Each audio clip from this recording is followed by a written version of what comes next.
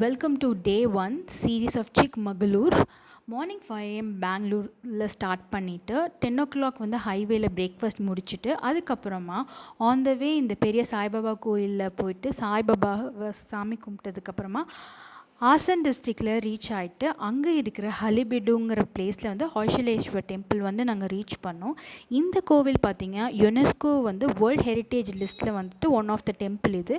இந்த கோயிலோட என்ட்ரன்ஸ்லேயே பார்த்திங்கன்னா டான்ஸிங் விநாயகர் இருக்கும். இந்த கோயிலோட ஸ்பெஷாலிட்டி என்னென்னா 2 சிவன் சன்னதி வந்து உள்ளே இருக்குது. ஒன்று வந்து ஹொய்சலேஸ்வருக்காகவும் இன்னொரு சன்னதி வந்து சாந்தலேஸ்வருக்கும் கட்டப்பட்டது. இது வந்து கிங் விஷ்ணுவர்தவால் கட்டப்பட்டது. கிட்டத்தட்ட 12th centuryயில் வந்துட்டு ஒரு 100 வருஷம் எடுத்திருக்காங்க இந்த கோயிலை வந்துட்டு செஞ்சு முடிக்கிறதுக்கு. இந்த கோவிலோட வெளிப்புறத்தில் பார்த்திங்கன்னா 2 நந்தி சன்னதி இருக்கும். அது ரெண்டுமே வந்து ஒவ்வொரு சிவனுக்கு ஆப்போசிட்டில் ஸ்ட்ரெயிட் ஆப்போசிட்டாக இருக்கும். இந்த கோயில் வெளிப்புறத்தில் இருக்கிற சுவரில் பார்த்திங்கன்னா சிங்கம், யானை, குதிரை, அதோட குதிரையில் வந்துட்டு வீரர்கள் போகிற மாதிரி அப்படி கலைநயத்தோட தத்ரூபமாக அந்த சிலையை வந்து வடிச்சிருப்பாங்க. ஸோ இது பார்க்குறக்கே அரிய வகையான காட்சியாக இருக்கும்.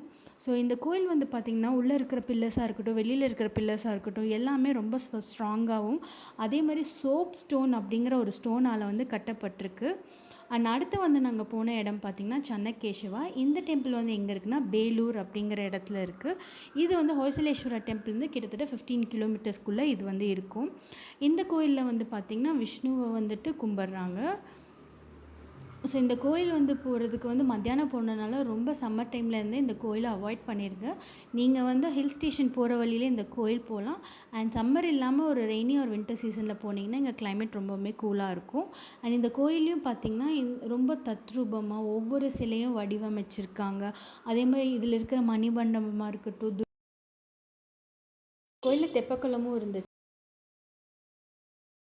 அதுக்கப்புறம் 12 மணிக்கு வந்து காஃபி க்ரோவர்ஸில் வந்துட்டு எங்களோட லஞ்ச் முடித்தோம். எங்கள் லஞ்ச் வந்து அஃபோர்டபுள் ரேஞ்சில் இருந்துச்சு. ஆம்பியன்ஸும் செம்ம சூப்பர். ஸோ இந்த ரெஸ்டாரண்ட் வந்து பார்த்திங்கன்னா தர்மஸ்தலா கிட்டத்தட்ட 75 கிலோமீட்டர். ஹில்ஸ் வந்து நிறையா ஹேர்பின் பென்ஸ்லாம் இருந்துச்சு. ஸோ அதனால் பார்த்து போங்க எல்லாருமே. அண்ட் ஃபைனலி வந்து தர்மஸ்தலா ரீச் ஆகிட்டு அங்கே இருக்கிற ஸ்ரீ மஞ்சுநாதா டெம்பிள் தான் ரீச் பண்ணோம்.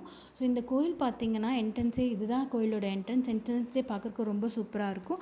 அண்ட் இது வந்து பார்த்திங்கன்னா இந்த கோயில் சைடு வந்துட்டு நிறைய ஹோம் ஸ்டே அதே மாதிரி ரெசார்ட்லாம் இருக்குது. நீங்கள் வேணும்னா நீங்கள் புக் பண்ணிக்கலாம்.